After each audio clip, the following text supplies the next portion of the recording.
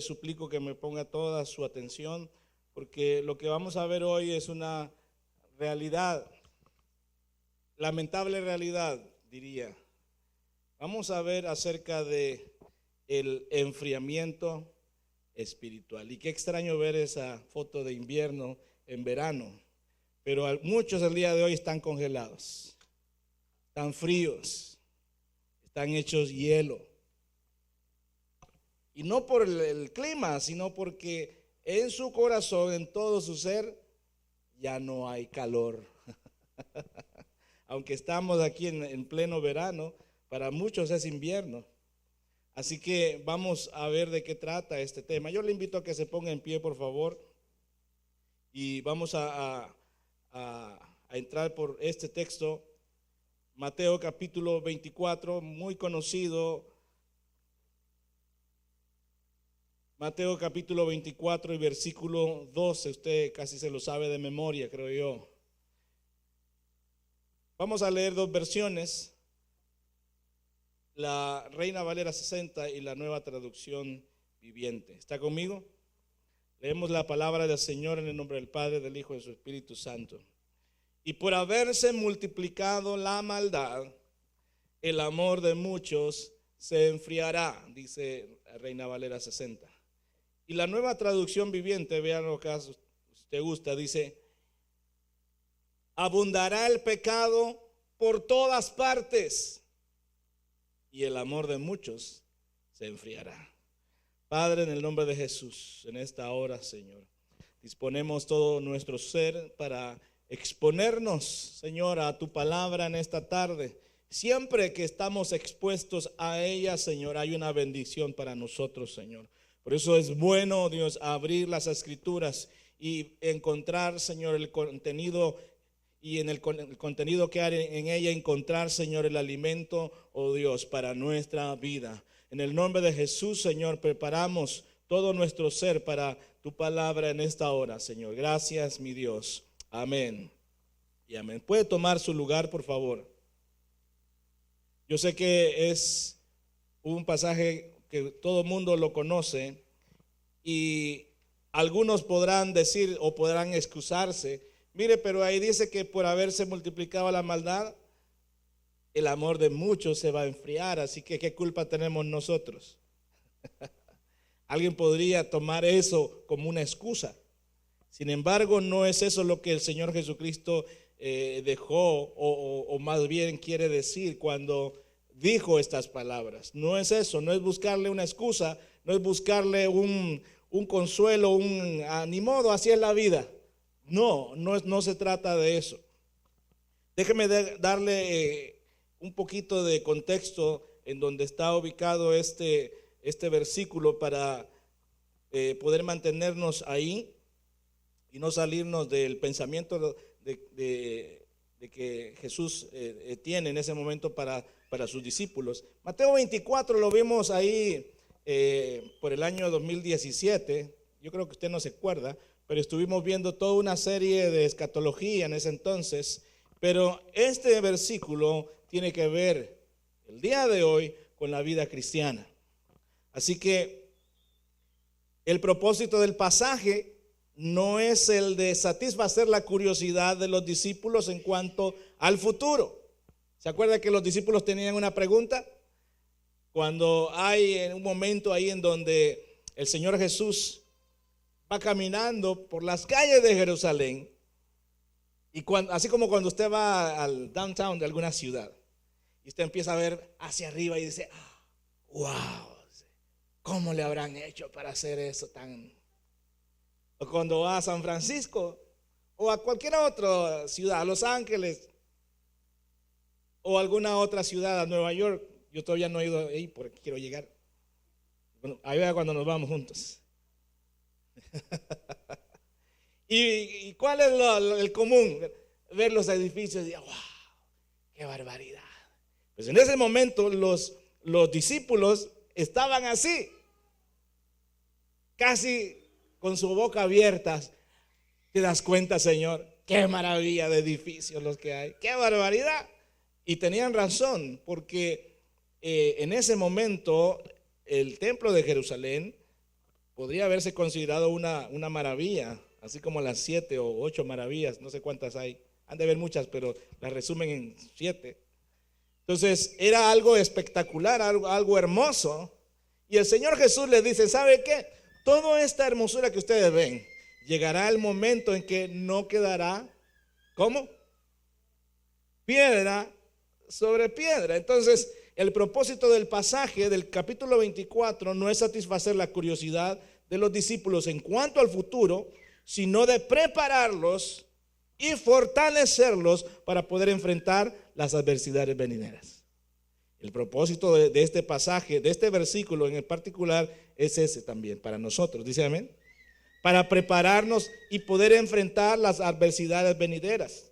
Porque cada vez las adversidades se van a aumentar.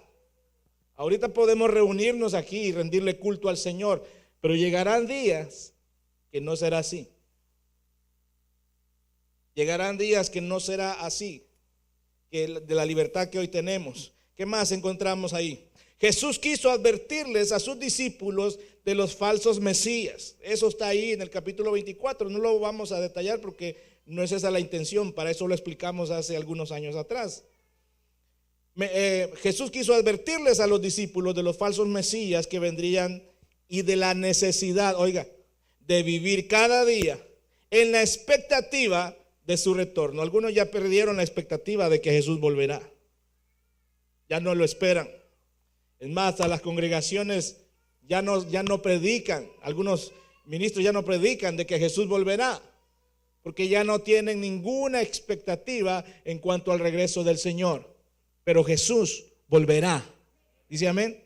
Bien, entonces, el propósito del capítulo 24 es estar vigilantes, preparados y cumpliendo la voluntad de su Señor como mayordomos que rinden el fruto que Él demanda. El Señor demanda fruto, ¿o no? Sí, fue a buscar a la higuera, no encontró fruto. ¿Y qué pasó? ¿La bendijo? No, no sucedió eso. Entonces nosotros debemos de ser gente productiva. No solo en el dinero, porque para eso somos buenos. ¿O no? Claro que sí, si no ya hubiera perdido su trabajo. Entonces el que no está rindiendo en su trabajo, pues lamentablemente lo van a tener que despedir. Pero así como somos buenos para producir dinero, también deberemos dar frutos espirituales. Nadie dijo, oye eso, pero oye eso.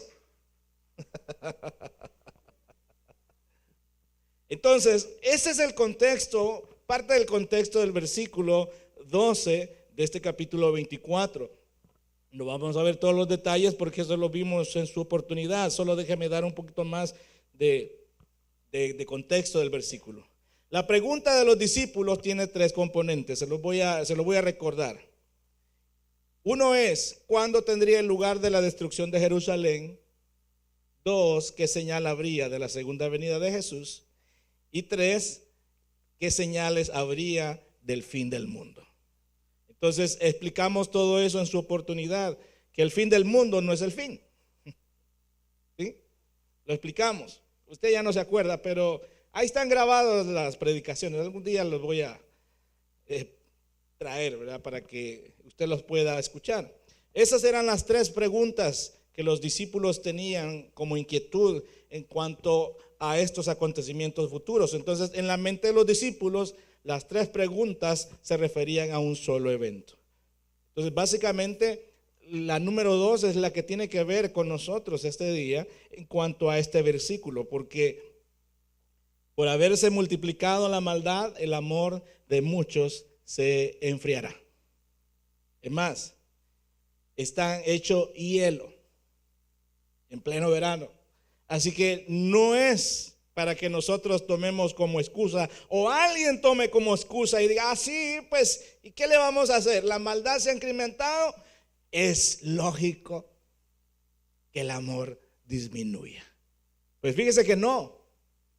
Eso es lógico o sería la respuesta lógica para un mundo sin Dios. Pero en Cristo esa no debería ser la constante o la lógica.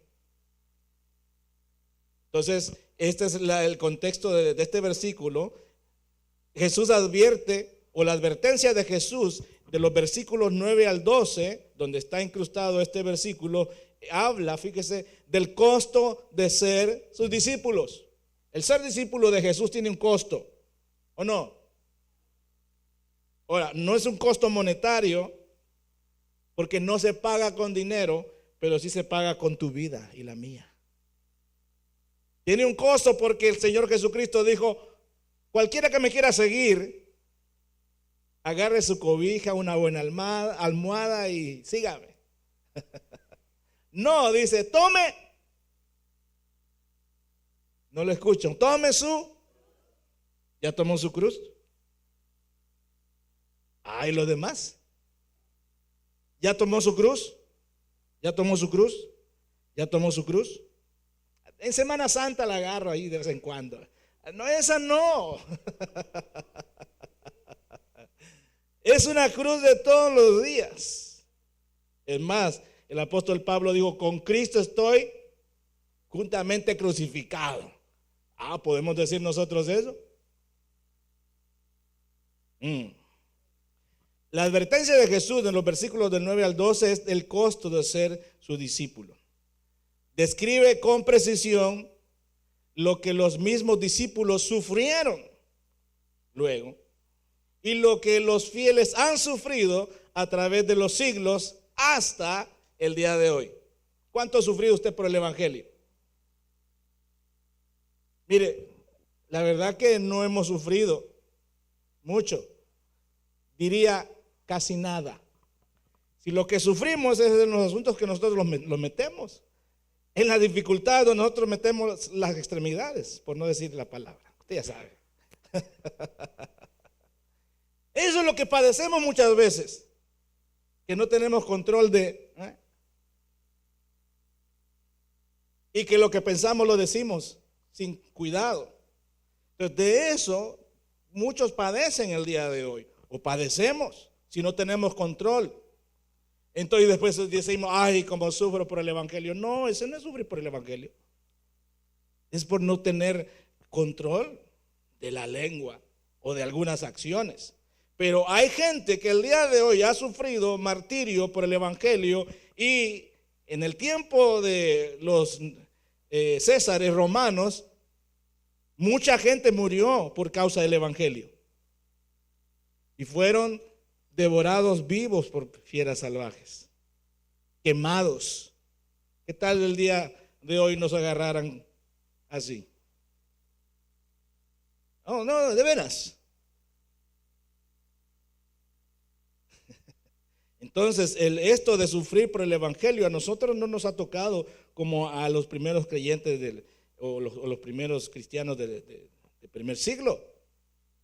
Entonces, este versículo tiene mucho que ver, porque si en ese entonces la maldad se estaba multiplicando y el amor de muchos se estaba enfriando, el día de hoy cuénteme usted cómo está la situación. ¿Está igual o peor? Entonces, vea por favor donde este versículo 12 del capítulo 24 se encuentra y qué es lo que Jesús en su momento estaba diciéndole a sus discípulos, de lo cual deberían de tener cuidado, de lo cual deberían de estar alertas. Y ese mismo llamada de atención es para nosotros este día. Amén. Dice: os entregarán. Los seguidores de Cristo se hallarán en que su fe sería la acusación contra ellos. ¿Se acuerda de Daniel? Cuando iba a orar, había un edicto del rey que cualquiera que orara a otro que no fuese al Dios de ellos, lo iban a meter al foso de los leones. Entonces, habían algunos que estaban ahí vigilando a Daniel a ver qué hacía, ya vas a ver. Y de hecho era una trampa para meterlo a él a ese lugar. Habrán algunos en cierto momento de la historia, si el Señor nos permite vivir esa época, que lo van a vigilar a usted y van a ver si es evangélico.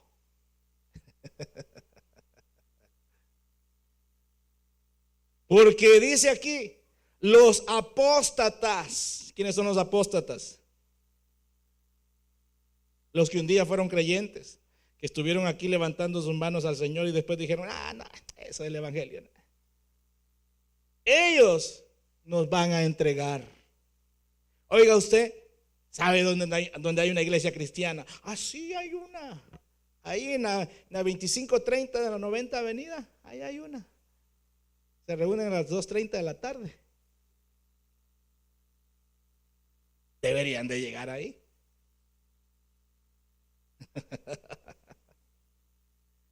Los apóstatas serán los encargados de ayudar a las autoridades a entregar a aquellos con quienes habían estado asociados en la iglesia. Ese será el trabajo de los apóstatas.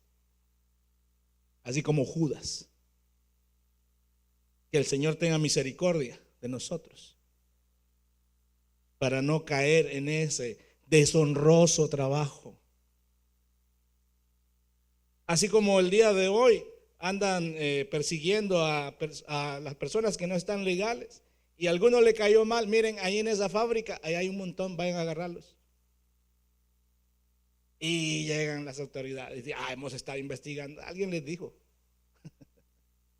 Así habrán días en donde estos que un día estuvieron aquí con nosotros y se aburrieron del evangelio, se cansaron, van a llamar a las autoridades y van, miren, ahí están, agárrenlos. Es más, ni los agarren, denle fuego ahí donde están reunidos. Ese será el trabajo de los apóstatas. Entonces, de eso el Señor Jesús está explicando en este capítulo 24 y específicamente del 9 al 12. Ese es el contexto en donde este versículo está y tiene mucho que ver el día de hoy con nuestra vida cristiana. Tiene mucho que ver, porque así como los discípulos del Señor debían de estar definidos en cuanto a su fe, a su relación con su maestro, el día de hoy, cada uno de los que estamos aquí y los que no han venido y los que nos pueden escuchar por cualquier medio, deben de estar definidos delante del Señor. Nadie dijo amén, pero es así. Qué bonito. Miren, mejor voy a hablar de las bendiciones, hombre, de la prosperidad y todo eso. No, eso ya pasó. Hoy nos corresponde hablar sobre aquellos que están convertidos en un pedazo de hielo, que su corazón, como está congelado, patina la palabra y se va de paso. De eso nos corresponde hablar, porque es peligroso de que usted y yo lleguemos a ese estado. Entonces, el amor de muchos se enfriará, dice el versículo que acabamos de leer. Y me interesan dos palabras que están ahí, amor y enfriará. La palabra utilizada ahí es ágape. Y el amor ágape es el que viene de Dios, el que procede de Él. Y ese amor es en respuesta también hacia Dios, en adoración hacia Dios y hacia los demás. Entonces esa palabra es importante porque no es otra clase de amor. Hay 4 clases de amores, pero el del que se habla ahí es del amor ágape, que viene única y exclusivamente de parte de Dios, que es para rendirle honra a Él y es para amar a los que están a nuestro alrededor. Entonces por eso es importante esa palabra ágape ahí en ese texto. Y la siguiente palabra es enfriará.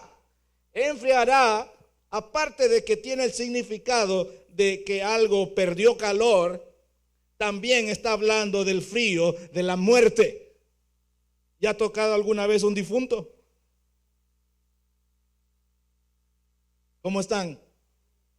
Fríos, por supuesto. Entonces del frío del cual habla ahí se puede entender de que ese amor que viene de parte de Dios ya se murió. Por tanto, si está muerto, ya no hay nada para Dios, y si no hay nada para Dios, mucho menos para las personas. Entonces, por eso es importante que el día de hoy, dentro de nuestros temas de vida cristiana, podamos ver este texto. Porque si el amor ya se enfrió, y con el frío de la muerte, ¿qué queda entonces? Nada más una imagen de algo que fue. Y hay gente que el día de hoy, ay, si me acuerdo cuando yo era, punto suspensivo. Me acuerdo cuando yo, punto suspensivo. Me acuerdo cuando, ¿de qué sirve? No me venga a decir lo que era antes, dígame lo que es hoy. Y no estoy enojado, usted sabe que así grito.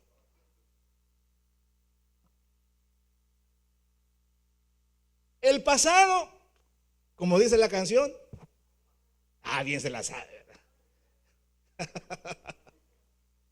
Ya no interesa. Ya no. El hoy y el mañana es lo que debemos estar interesados, hermanos. Todos, cada uno de nosotros. Y aquí no solamente es que el pueblo se enfría, sino que también los líderes se enfrían. Los pastores se enfrían.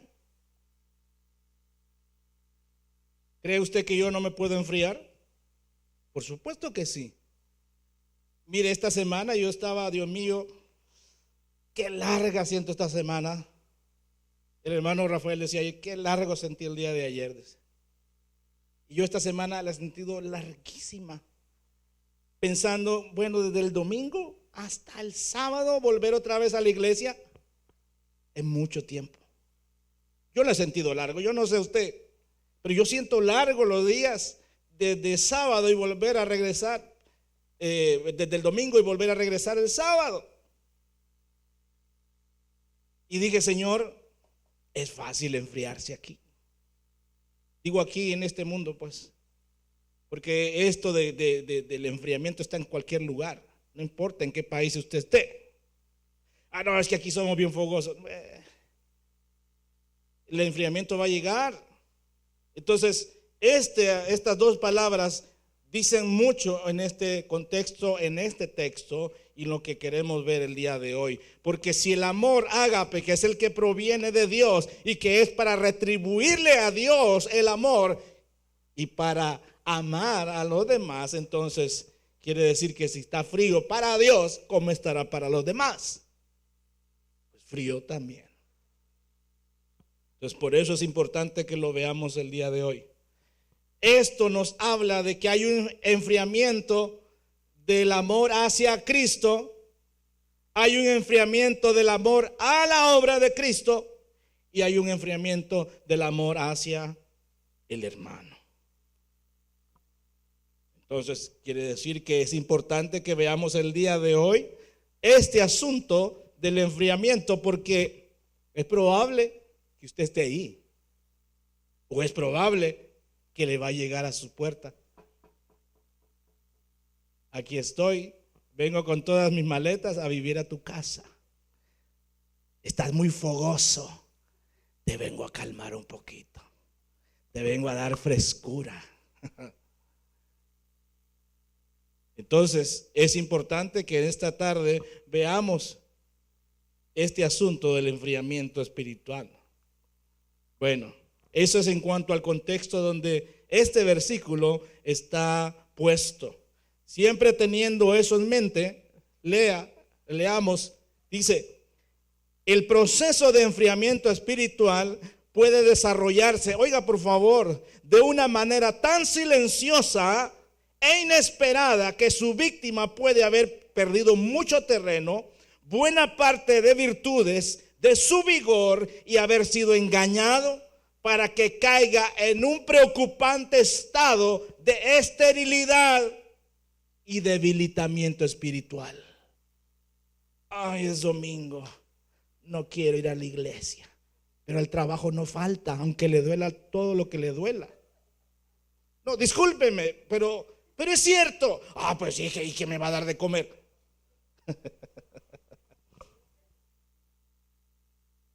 Y aunque sea, mira, arrastrada, llévame al carro, la mujer.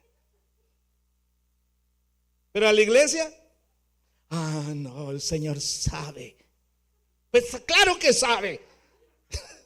Él lo sabe todo. Denle una ofrenda de palmas al Señor.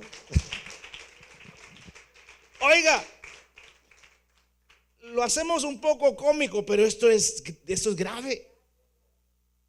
Porque, mire, esto del enfriamiento espiritual va pasito a pasito. Va de manera silenciosa. Y que no nos damos cuenta. Cuando venimos a ver, era culto hoy, pero no sentí nada de ganas ir. Quizás estaba aburrido la iglesia, por eso nada. No sentí del Señor ir. Ese no es el sentimiento del Señor, es el sentimiento del diablo. Oiga, pues, es de una manera silenciosa e inesperada que la víctima cae en este asunto del enfriamiento y de la esterilidad. El asunto es que no solamente está frío, sino que está estéril y debilitado. Entonces, estar en esa situación de decadencia es bien difícil, sumamente difícil. Y mire, basta un fin de semana y dice, un domingo, uno no es ninguno, dice. Y el segundo, dos, la mitad de uno. ¿Y cómo es? ¿Y tres? ¿Qué? ¿Cómo sigue? Usted sabrá, ¿verdad? Y cuando siente, cuando menos le espera, ya se fue un mes y no vino a la iglesia. Ay, qué extraño, ya llevo 2 meses en la iglesia y no me pasa nada. Entonces sigamos. Lo que no se da cuenta es que ya está en las últimas. Porque si no nos desesperamos por estar con Dios, no, yo es que en mi carro, sí, claro que sí. Ahí en el teléfono, ahí en todas partes. Por supuesto, puede establecer una relación, pero Dios estableció de que la relación con Él era en el templo, en armonía con los hermanos. Porque ahí las piedras se dan forma. Vaya a ver las piedras del río, ustedes, qué hermosas estas piedras. Pregúntenle a las piedras cómo llegaron a estar tan lisitas y tan dóciles. De darse unas con otras.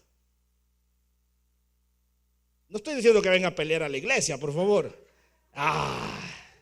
Se lo advierto, no estoy diciendo eso. Lo que estoy diciendo es que Dios lo ha dejado todo a que vivamos en comunidad. Oiga, en el cielo creo que usted va a estar, Señor, a mí mándame al otro extremo del paraíso porque, esa hermana, no quiero estar con esos hermanos de ahí. No, eso no va a suceder. Veamos un poquito más, porque hay mucho que ver en esto. Y ya sentí calor.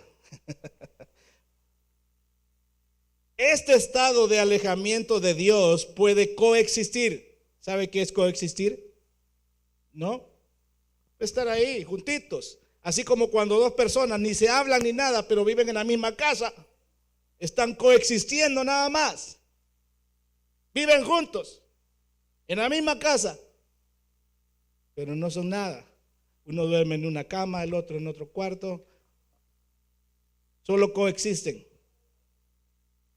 Este estado de alejamiento de Dios puede coexistir con una rígida observancia exterior de los medios de gracia. ¿Cuáles son los medios de gracia? Bueno, la oración, la alabanza, la lectura de la Biblia, por supuesto, participar en actividades. Todo eso es exterior. Y puede estar ahí y alguien puede decir, yo voy a los retiros y yo voy aquí y yo voy allá. Y eso no es señal de tener una vida en óptimas condiciones delante del Señor. Ese no es un buen parámetro para medirlo. Oiga, coexistir con una rígida observancia exterior de los medios de gracia, y sin embargo, estos medios no serán de utilidad o de disfrute pleno. Y es posible que esta sea la gran canción de cuna del alma. Hay muchos que dicen, no, pero yo sirvo. No, pero yo hago esto. El estar ocupados no es sinónimo de ser espiritual. ¿Me escuchó? Entonces ya no hago nada. No estoy diciendo eso tampoco. Como siempre le buscamos un lado, ¿verdad?, que nos beneficie. Entonces mecido hasta sumirse en el sueño. Y mecido hasta sumirse en el sueño por una religión formal. El creyente cae en el engaño de creer que su corazón está en lo correcto y que su alma prospera ante los ojos de Dios. Y la gente dice: no, yo no necesito una iglesia para buscar de Dios. Ahora no solamente lo dicen los inconversos, ahora los creyentes: yo no necesito ir a una iglesia, dice. Ahí ese hombre tan gritón y feo, ¿para qué? Mejor oigo a otros que hablan bien bonito y que me hablan de prosperar y ser el campeón, sacar el campeón que hay en mí. Mejor escucho eso, es más conveniente. Y esa es la canción de cuna que el día de hoy le cantan al creyente. Ese es el canto de sirena que escuchan los creyentes. ¿Sabe de qué estoy hablando? Bueno, antiguamente son historias, por supuesto no cristianas, ¿verdad? Que cuando los navegantes, los marinos se iban a lugares desconocidos, habían unas sirenas que les cantaban y los hipnotizaban, y al final eran unos personajes diabólicos que se los comían vivos. Así que el día de hoy probablemente hay muchas sirenas que te están cantando: no vayas a la iglesia, allí es muy aburrido. Vamos a la fiesta, allí todo está bien chivo. Bueno, para los que son del Salvador saben que es ser chivo, ¿verdad? Pero si usted de ser americano o de otro país, ser algo chivo es algo que está, como dicen los hermanos de México, bien padre. Y como dicen los de Guatemala, está, ¿cómo dicen? Está bien chilero. Y los de Honduras, no me acuerdo cómo dicen los de Honduras, yo creo que no dicen nada.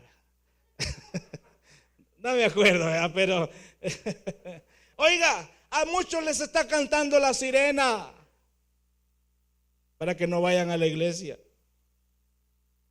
Y están ahí bien tranquilos. Bueno, vamos avanzando pues.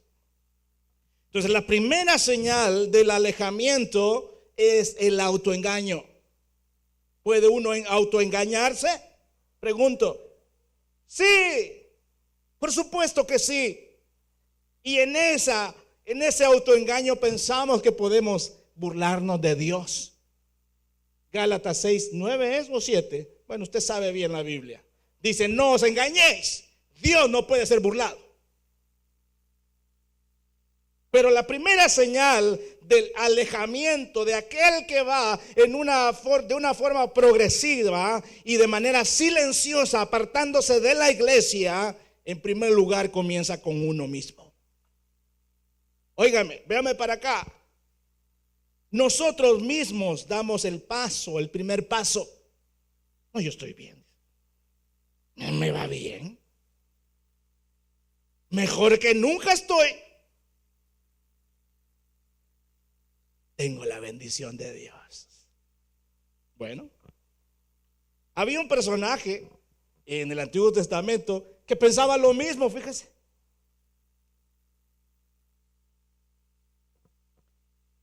Autoengaño. Tal como sucedió a Sansón, puede que se despierte de un sueño y diga: esta vez saldré como las otras y me escaparé. Pero él no sabía que Jehová se había apartado de él. Ahí en Jueces capítulo 16 versículo 20, cuando usted empieza a leer desde el versículo 4, ahí está, mire, en las piernas de Dalila. Hay muchos que están ahí, Dalila los está acariciando. Véngase mi colocho, le dice. ¿Para dónde va usted a la iglesia? Aquí quédese conmigo. Así, aquí me quedo.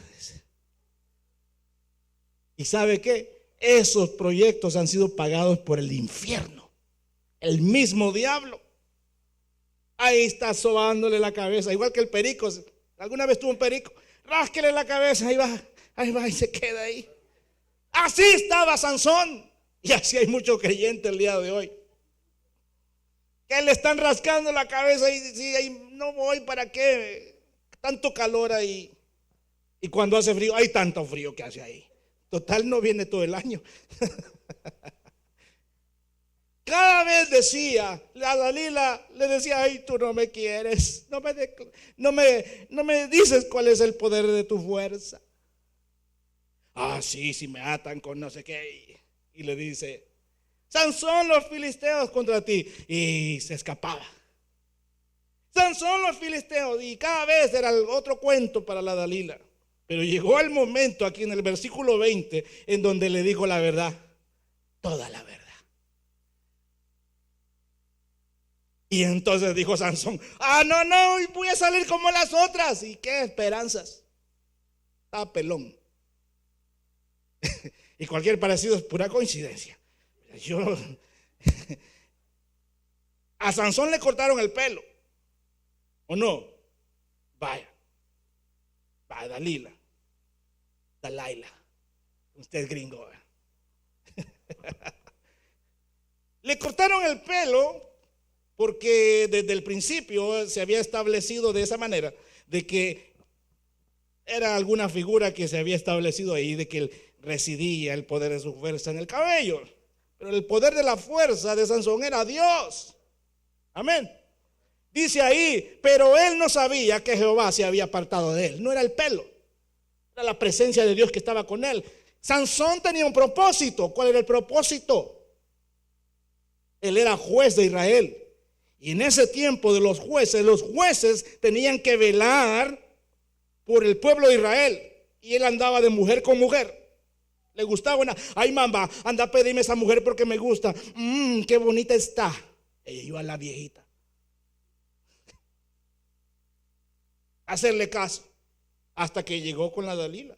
Ahí es así, con el puñal ahí, le cortó el pelo, lo durmió.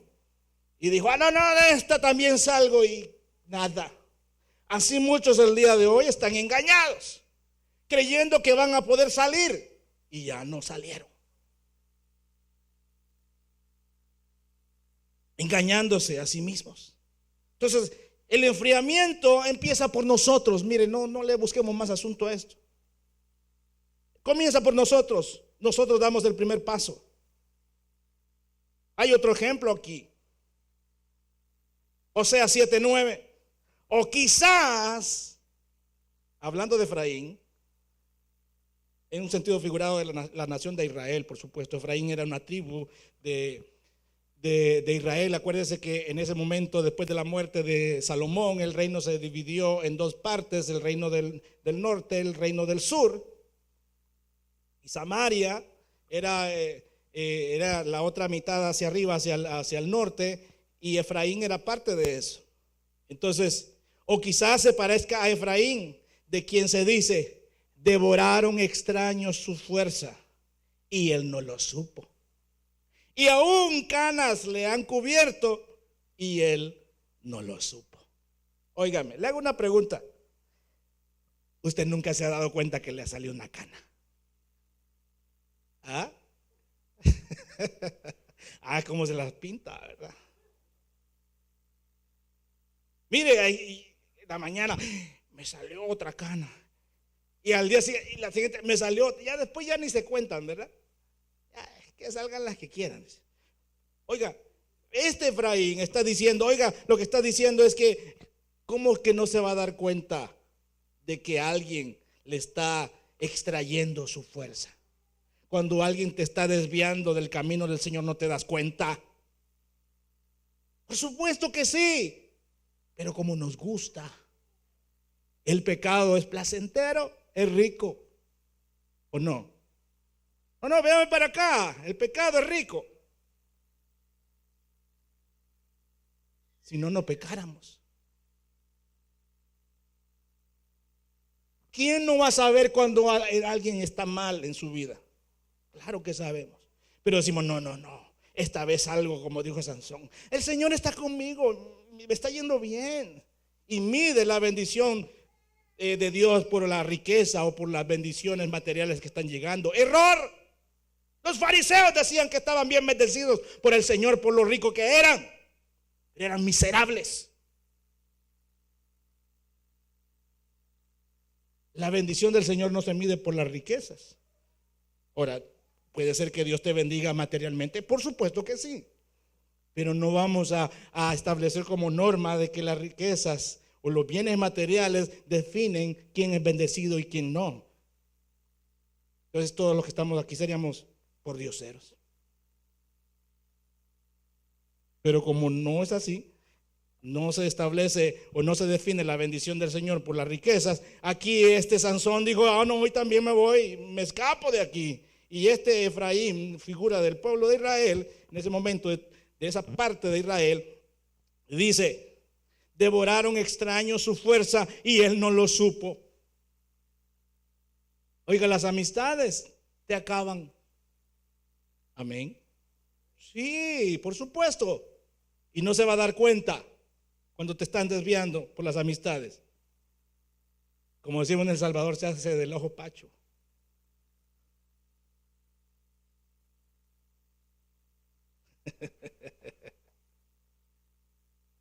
Y aún canas le han cubierto y él no lo supo. ¿No es cierto? Bien sabemos cuando nuestros pies no van a la presencia del Señor, sino que se van para otro lado. Bien sabemos. Entonces, en este asunto del enfriamiento, lo que encontramos primeramente es el autoengaño. Nos decimos, no, estoy bien. No, sí, no pasa nada. Tranquilo estoy. Por ahí comienza. Y esto es grave. ¿Cómo debería el cristiano escudriñar su corazón y dilucidar el verdadero estado de su alma ante Dios? ¿Sabe usted cómo hacerlo? ¿Alguien sabe cómo escudriñar su corazón y dilucidar? Eso quiere decir revelar, sacar a luz el verdadero estado de su alma ante Dios. ¿Usted sabe? Si usted sabe,